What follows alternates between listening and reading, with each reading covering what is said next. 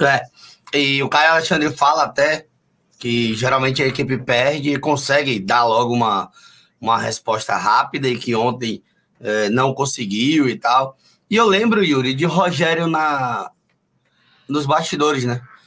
Quando ele diz assim: não se acostumem a perder, não relaxem, perdeu, vai lá, reage e tal. E não vou dizer que relaxou, mas um time que jogou muito mal, que não tem essa peça de reposição, ok. Mas da mesma forma que Rogério, em um momento, ele poupou o Everton Ribeiro, ele poderia ter poupado o Cauli. E até o momento ele não poupou o Cauli. Ninguém está dizendo que Cauli não é fundamental para a equipe. Cauli é fundamental. Cauli a gente sabe da qualidade que viu no ano passado. Só que também é de se aceitar que tá mal. É de se aceitar e dizer assim, ó, vamos lá, do mesmo jeito que eu botei Everton 45 minutos no banco, eu vou botar hoje o Cauli. Vou começar com Depena e Everton juntos. E no segundo tempo eu jogo o Cauli para ver a da Colé. Não vou botar o Depena, vou começar com o Ademir. Vou botar o Ademir. Vai Everaldo e Ademir no ataque. E Tassiano vem para o meio fazer a dele. Tassiano é meia. Tassiano há um bom tempo também sentiu o desgaste. O Rogério falou de 2 a 3 baixas que vai ter na equipe. Eu tô curioso para ver, porque provavelmente a gente só vai descobrir isso na escalação, né? Uma delas deve ser o Luciano Juba. Porque A tava outra pode ali ser o Ademir. o próprio Ademir, né? Eu não vi o Ademir que foi, saiu. não. Qual foi o lance do Ademir? Ademir saiu naquele pique que ele deu, que gerou escanteio no finalzinho da partida pelo lado esquerdo, que eu acho que até o próprio André Ramalho desarma no finalzinho da partida. Ele dá um pique pelo lado esquerdo do campo. E aí ele bota a mão na coxa. E parece que na saída, quando acaba a partida, alguém pergunta a ele, ele aponta para a coxa, para trás da coxa. A gente não sabe o que foi que teve, não sabe se realmente foi algo que preocupou, se é alguma lesão, se foi cansaço. Enfim, mas eu acho que o Ademir pode ser esse outro desfalque. E aí seria um problemão. A boa notícia, se é que eu posso dizer como boa notícia, é que eu soube que a lesão do Biel vai ser muito mais curta Rápida. Massa. muito, do que o esperado. Chegaram a ventilar de Inicialmente, 6. inicialmente isso. Inicialmente o prazo não dado pelo Bahia, viu, gente? Mas quando o Bahia divulgou qual era a lesão, a gente procura alguns médicos ou ex-médicos até do clube, e o que passaram para a gente é que aproximadamente de 6 a 8 semanas seria a recuperação do Biel. E aí o Biel que está suspenso de toda forma para amanhã, independente de qualquer coisa, o Biel tem uma pequena chance até de retornar contra a equipe do Internacional já no próximo sábado. Pode ser que seja uma lesão muito menos preocupante e a tendência é que seja uma recuperação bem mais rápida do que o que foi. O momento de 6 a 8 semanas, podendo ficar 2 meses fora.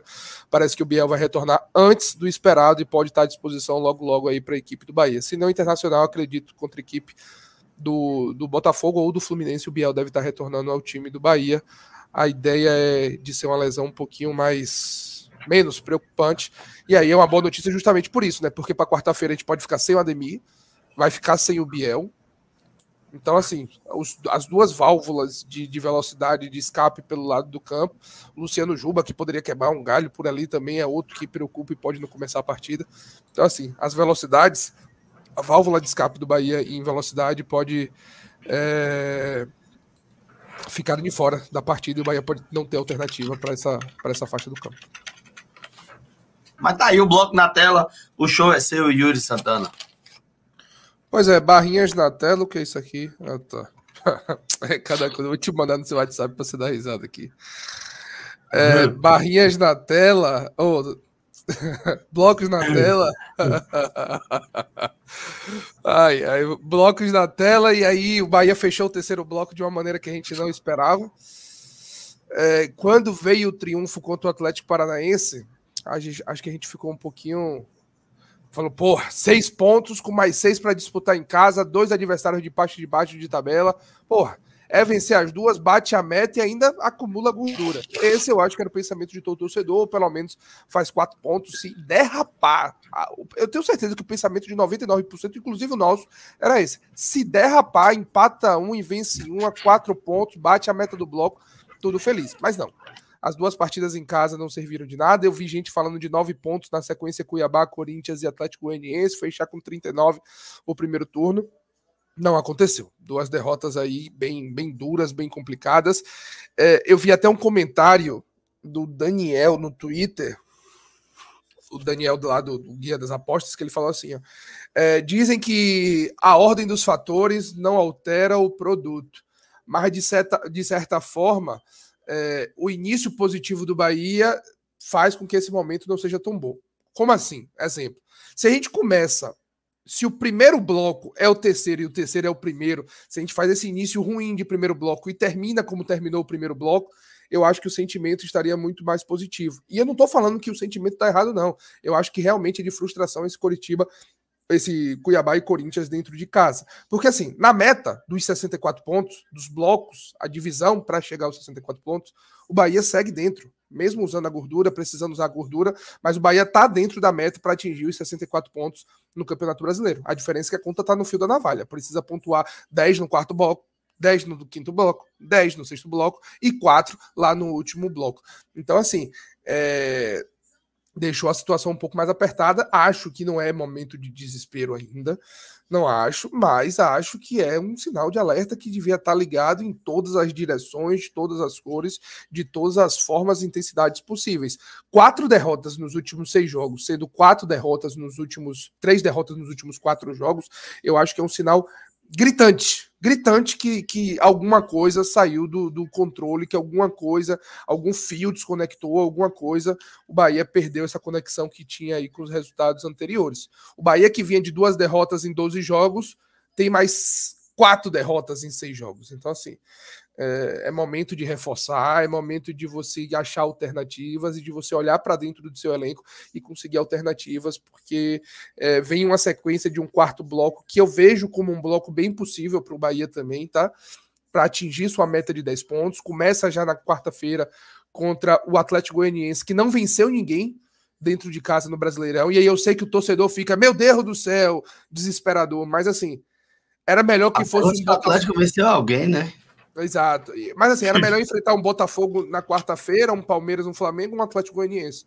Eu acho que dos adversários possíveis para se reerguer, o Atlético Goianiense seria um dos melhores, o último colocado do Campeonato Brasileiro. Não vence a 12 partidas, se eu não estiver enganado. Vem de uma sequência bem ruim mesmo no Campeonato Brasileiro, uma das equipes mais frágeis do Campeonato Brasileiro, apesar de competir dentro dos seus jogos. Dentro dos seus jogos consegue competir, mas não consegue o resultado positivo. A gente começa aí com o Atlético Goianiense, tem o Inter em casa, que também vem oscilando, joga amanhã pela pré-sul-americana, sei lá como é que chama aquela fase da sul-americana, antes das oitavas, joga na terça, tem o Fluminense também brigando pela parte de baixo, tem o Bavi em casa, o Grêmio fora e o Botafogo. Um bloco para conseguir os 10 pontos.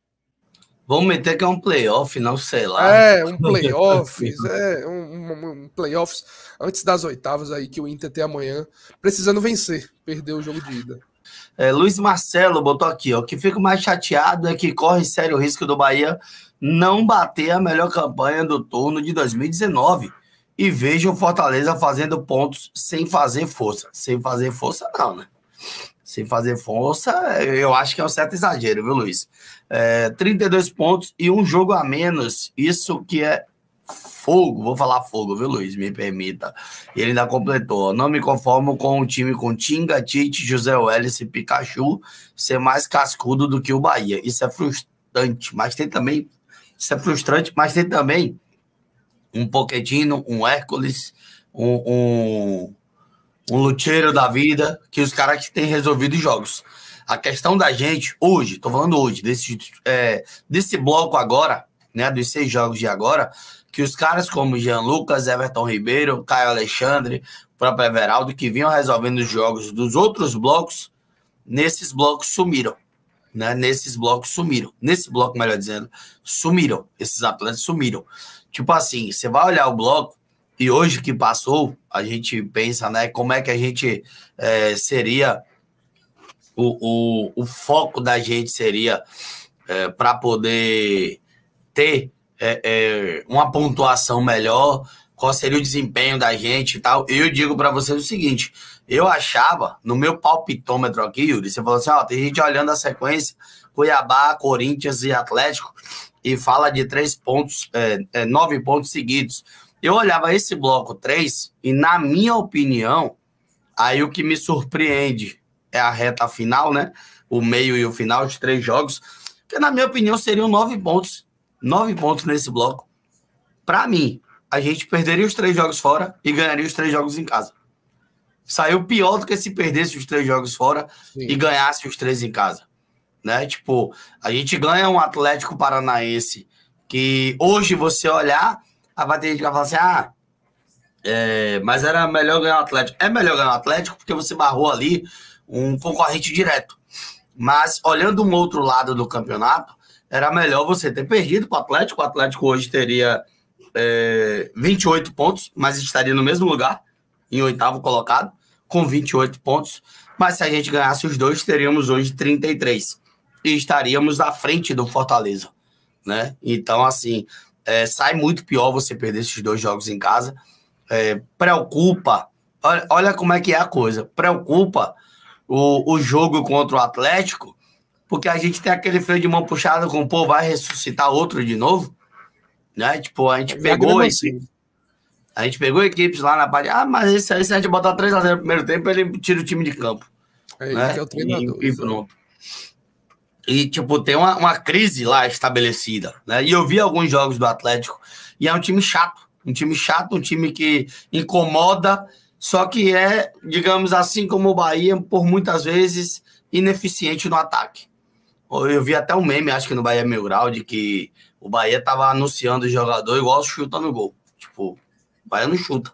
Né? Então, por isso que tava demorando. Como demora para chutar, demora para anunciar também, e que era a filosofia do Grupo City. Aí você acaba dando risada com certas piadas, porque assim, a gente vacilou em 2 jogos dentro de casa, de fazer um campeonato completamente diferente. A única coisa que não cabe é gozação, né? Que foi ruim para quem deu risada do Cuiabá e do Corinthians. Mas deixa a vida de Kelé e vamos focar no nosso. Antônio Barros botou aqui, ó. Cauli, quando pega a bola, é certeza de toque refinado e jogadas decisivas e perigosas. Aí bote entre parênteses 2023. Só isso. Só para esclarecer, Antônio, de qual é o Cauli que você tá falando. Que a gente espera que o Cauli de 2023 volte. Não sei, foi curtir férias. O do ano passado não voltou. Se o Rogério não for para a Liberta, tem que contratar o Vojvoda. E aí, Yuri? Compra essa briga aí? Assim, Vojvoda vem fazendo há algum tempo algumas campanhas bem positivas no Fortaleza. Inclusive, eu tenho 100% de certeza que o destaque desse Fortaleza tem nome e sobrenome, né? 3 nomes, na verdade, né? Juan Pablo Vojvoda. Porque é um time com peças tirando um ou outro ali. O Pochettino, eu acho que é o grande destaque individual de qualidade desse time. Mas que, no geral, é um time bem comum, bem de operários mesmo, mas que conseguem entregar taticamente. Inclusive, o meio de campo do Fortaleza, que o Fortaleza sempre muda, sempre alterna, são jogadores de extremamente normais, né? O Pedro Augusto, enfim, o José Wellison, enfim, essas peças do meio de campo aí do Fortaleza, mas a gente não precisa entrar muito nesse tema não dos jogadores do Fortaleza.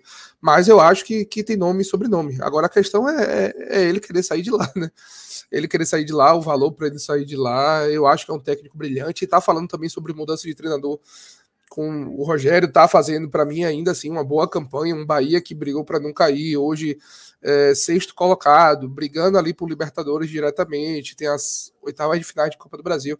Acho que é cedo pra gente estar falando sobre comando técnico da temporada que vem. Vamos ver como termina essa temporada, vai que no final das contas o Rogério termina em 4º, em 5º e o Vojvoda termina em 7º e 8º.